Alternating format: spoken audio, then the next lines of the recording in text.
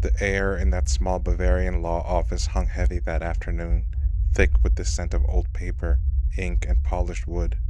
Rain pattered against the tall windows overlooking the quiet street.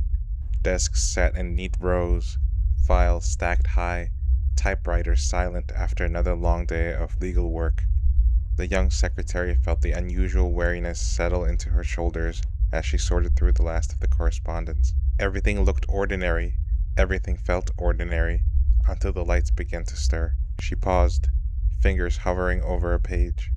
One bulb overhead twitched, then another. Not a flicker from a failing circuit, a deliberate swing, as if invisible hands had given the fixtures a gentle push. The movement started slow, almost playful, then picked up speed. Glass clinked softly against metal. She rubbed her eyes, blaming fatigue, the long hours, the endless rain. But the swinging continued, following her as she moved down the narrow hallway toward the copier. Behind her, the lights trailed like curious eyes watching every step. A sharp pop echoed. One bulb exploded in its socket, showering fine glass shards across the floor. The secretary jumped back, heart hammering against her ribs. Cold sweat prickled along her spine. The other workers glanced up from their desks, faces pale with the same confusion. No one spoke at first. The silence stretched, broken only by the soft hiss of escaping copier fluid pooling on the tiles. The machine had been off, yet thick developer leaked steadily, as if someone had tipped the container deliberately. The smell stung the nostrils, chemical and wrong. That evening, phones started their mischief. The office line rang, but when answered, nothing waited on the other end. Then 4 phones erupted at once, shrill and insistent. Receivers lifted revealed only static or dead air. Bills arrived later, showing dozens of calls to the time announcement service. Calls no one remembered making. The secretary stared at the mounting charges, a knot of unease twisting in her stomach. Something toyed with the wires, something that understood exactly how to waste time and money. The lawyer in charge paced the rooms the next morning, voice tight from frustration. Heavy filing cabinets scraped across floors when no one stood near them. One slid several feet, leaving deep grooves in the wood. Paintings on the walls rotated slowly on their hooks, turning to face the opposite direction. One frame spun nearly full circle while eyes watched in stunned silence. The atmosphere thickened, charged like the air before a thunderstorm. The workers whispered among themselves, voices low, wondering if the old structure held some hidden resentment, or if exhaustion simply played tricks on their tired minds. Fear crept in deeper as days blurred. The secretary felt it most, the way objects seemed to react to her movement. Lights swung wildly when she passed beneath them. A bulb that should have been cold and dark suddenly burst with a loud crack, sending hot fragments raining down. The bangs grew louder, sharp raps like knuckles on wood, then heavy thuds from walls and ceilings. No footsteps accompanied them, no voices, just the relentless knocking that followed the daily routine, always during office hours, never at night when the room stood empty. The lawyer picked up the phone again, dialing the electric company with shaking fingers. Technicians arrived, checked fuses, tested circuits. Everything measured normal until the surges hit. Massive spikes in power that no equipment explained. Lights dimmed and flared. The entire system seemed alive with rage. Workers huddled together, sharing glances loaded with dread. One clerk described the sensation of being watched, of cold air brushing the neck when turning quickly. The secretary kept her head down, pushing through the tasks, but the weight pressed harder. Unhappiness from personal troubles simmered beneath the surface, mixing with the growing terror that something fed on the tension. Police received the calls next. Dispatchers sat in their stations, listening to frantic reports from the law office. Strange noises, moving furniture, exploding lights. Officers arrived skeptical, flashlights sweeping the ordinary rooms. Yet the phenomena continued in their presence.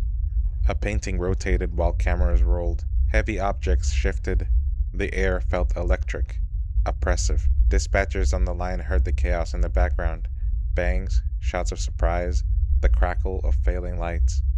One officer felt the hair rise on the arms, a primal unease that no training prepared for. This was no prank, The building itself seemed to breathe hostility. The voice, if it could be called that, emerged through the phones. Uncanny tones, distorted and hollow, repeating numbers or time announcements without anyone dialing. Dispatchers listening to recordings later described the sound as wrong, not quite human, carrying an intelligence that mocked every attempt at control. It knew the system. It played the lines like instruments. Chills ran through the officers who reviewed the logs. The sheer impossibility clawed at rational thought. How could calls register simultaneously on multiple lines without physical touch? The frustration built as explanations crumbled. Something invisible directed the chaos with deliberate, almost playful malice. Inside the office, the secretary moved through the days like walking through thick fog. The bangs answered questions sometimes, rapping once for yes, multiple times for no. Workers tested it cautiously, voices trembling. The responses came precise, knowing details no outsider should possess. Furniture continued its slow, grinding dance across floors. Drawers opened and slammed shut. The copier leaked again and again, ruining documents. Tension coiled tighter. The lawyer's patience frayed, issuing orders to stay calm while privately wrestling with the fear that the business might collapse under the strain. Every shadow in the hallway carried threat. Every sudden noise pulled gasps from throats. Parapsychologists arrived with instruments, monitoring the surges, filming the movements. The secretary sensed the focus narrowing. Activity intensified around her path through the rooms. Lights followed. Objects reacted strongest when frustration peaked inside. The bottled up emotions from a broken engagement, the drudgery of the job, the sense of being trapped.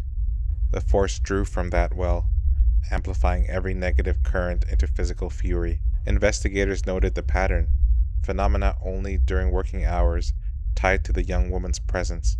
Yet the full connection remained hazy amid the ongoing terror. The police returned for more checks, faces grim.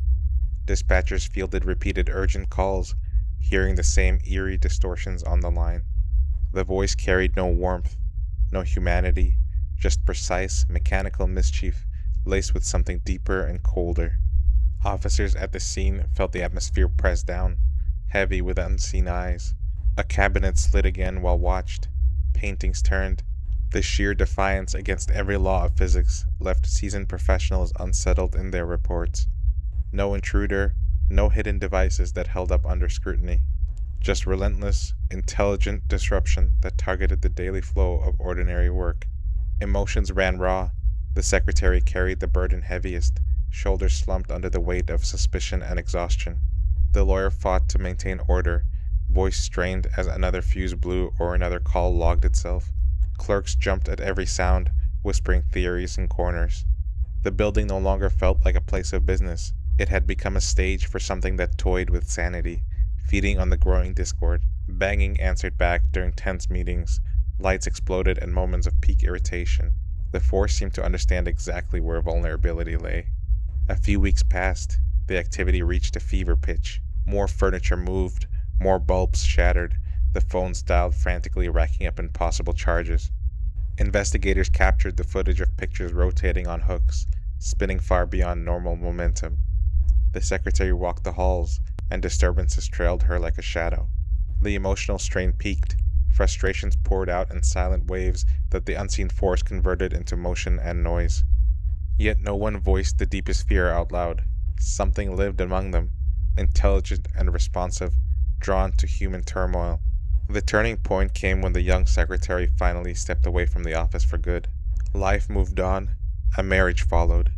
The disturbances ceased completely. The rooms felt quiet. No more swinging lights, no more leaking fluid, no more uncanny voices on the lines.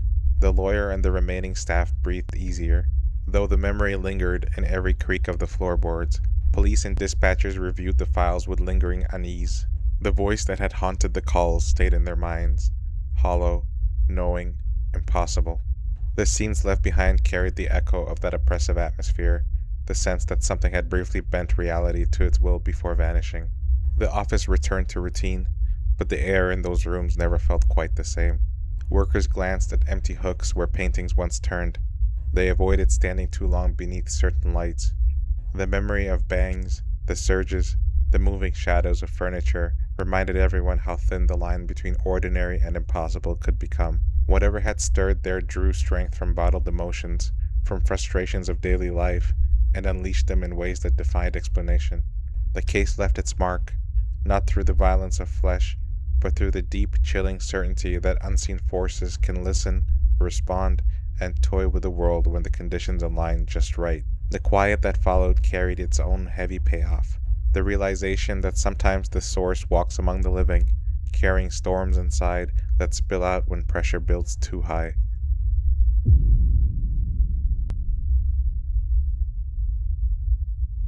The air in an ordinary home can suddenly feel heavier, like the walls themselves are watching and waiting. That shift began one evening in the house on Green Street. The single mother had finished a long day. The children, including the 11-year-old girl and her older sister, played nearby. Then the first knock sounded from inside the wall. Sharp, like knuckles rapping hard on plaster. Everyone froze. The mother called out, assuming one of the children caused it. The knocking moved to the ceiling, then the floorboards. It felt deliberate, as if something tested whether anyone noticed. The young girl's heart pounded hard. The mother's face went pale, though she tried to stay calm for the children. The mother suggested it was probably the pipes. Everyone wanted to believe it. Then a chair in the living room wobbled and slid across the floor on its own. No one touched it. The scrape echoed. The family backed against the wall.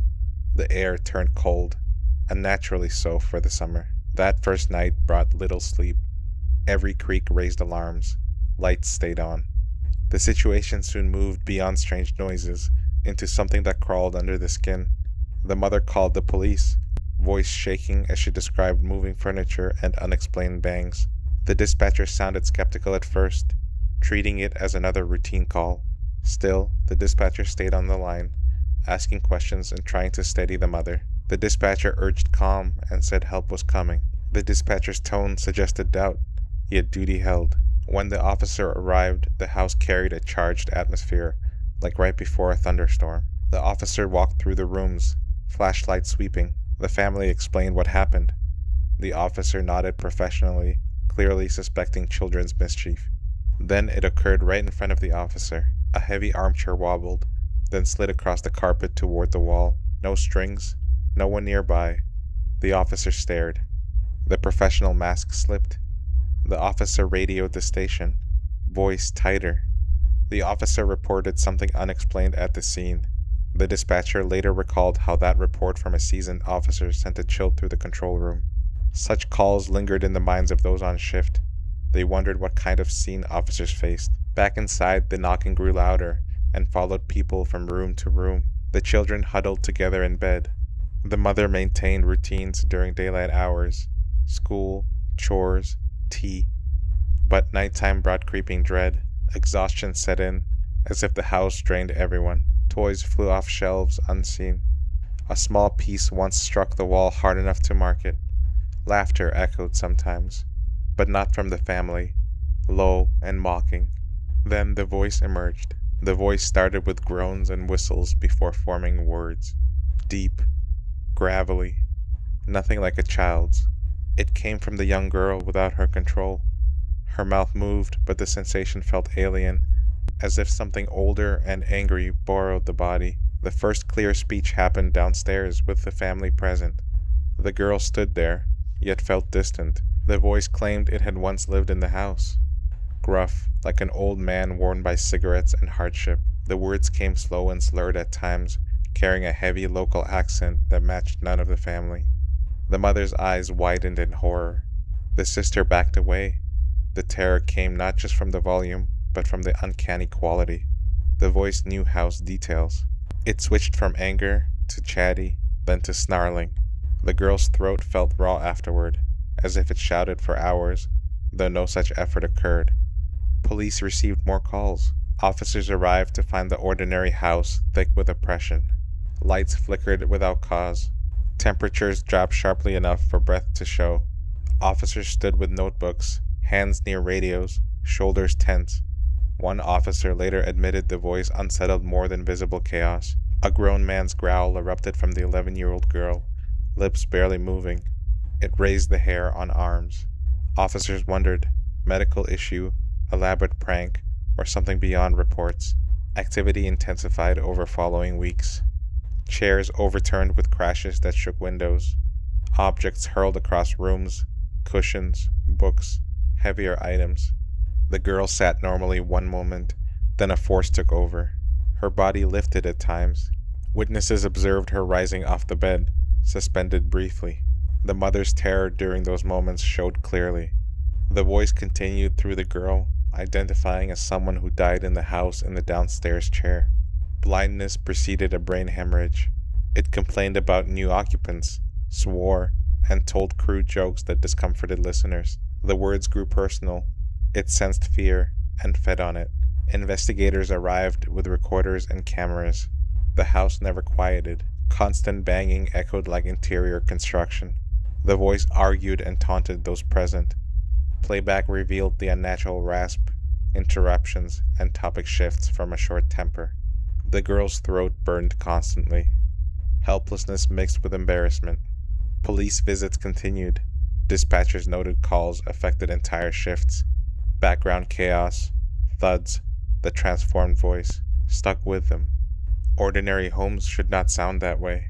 It raised questions about unseen presences on dark streets.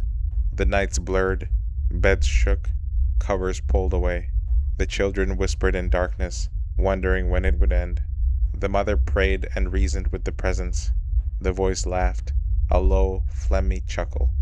It described its death at times, the pain, the confusion of being trapped. The raw details lingered, turning stomachs, not from blood, but from the grim persistence. The disturbances stretched across many months. Fear became constant, jumps at every sound, watchful eyes on each other. Neighbors whispered, reporters appeared. Inside remained a battle against something that knew the house intimately. Police documented what they could, but the weight showed. That uncanny voice replayed in quiet moments. The dispatcher from early calls likely still recalled the mother's desperation. Eventually the activity eased. The voice quieted and appeared less. One day the pushing simply lessened. Sleep returned. The house felt lighter, as if the presence tired or departed. No clean explanation came. Living through it left marks. The ordinary council house showed that some things ignore expected rules. The memory of that voice, the wrong, gravelly tone from a child's mouth, remains. Home is not always safe. The past sometimes lingers in walls, ready to speak again.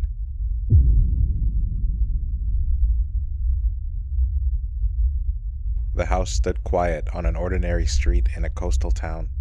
The kind of terraced home where everyday routines unfolded without fanfare. Evening lights filtered through the windows as the mother settled the young child into bed after a long day. Furniture felt solid under her hands. The air carried familiar scents of dinner and laundry. Then a door creaked open down the hall on its own. Cold drafts swept through the rooms where no windows stood ajar. Small objects shifted positions overnight. Nothing dramatic at first, just enough to notice and dismiss as forgetfulness. Nights grew restless. The mother lay awake listening to faint bangs and scrapes from empty spaces. The child woke crying about shadowy figures moving near the walls. The toys rearranged themselves into odd patterns across the floor or dangled from unexpected spots. The father checked locks and switches repeatedly, frustration building with each unexplained movement. Exhaustion settled heavy on the family as disturbances escalated from minor nuisances to constant chaos.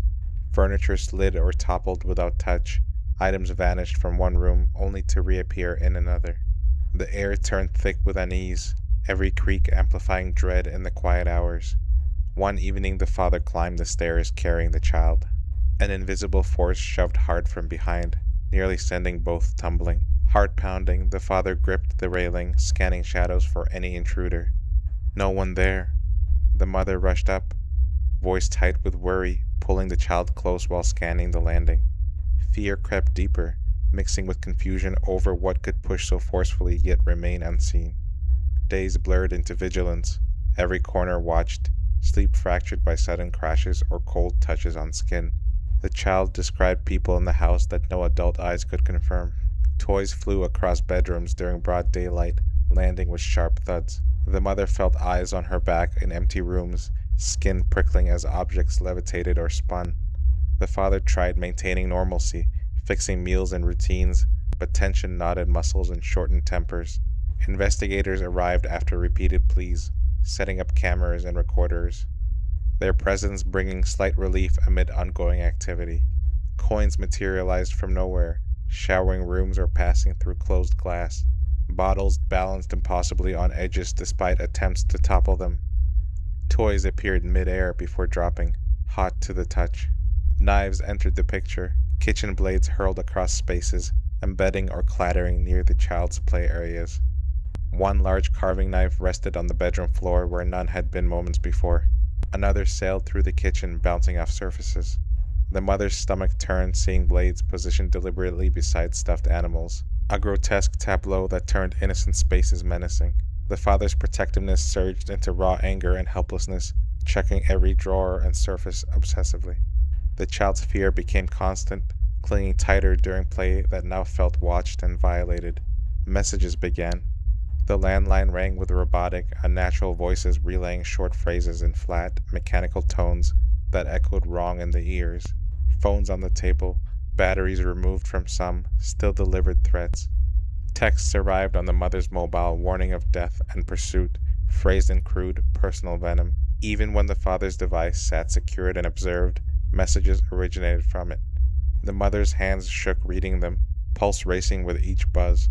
The voice in the automated call sounded hollow and wrong, not human in cadence, lingering in the mind long after the line went silent.